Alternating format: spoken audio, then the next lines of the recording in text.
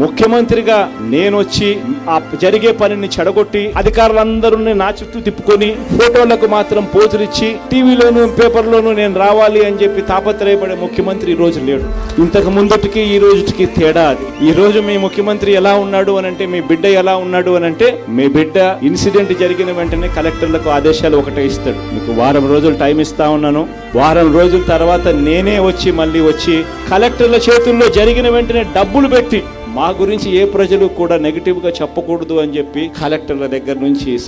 సచివాలయం వ్యవస్థ దగ్గర నుంచి ఎంఆర్ఓ దగ్గర నుంచి వాలంటీర్ వ్యవస్థ దగ్గర నుంచి ప్రతి ఒక్కరూ కూడా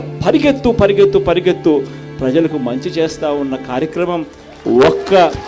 ఇప్పుడు మాత్రమే జరుగుతుంది. తారీఖు అనుకున్నప్పుడు అందరూ ఏమన్నారంటే, మీరు వస్తే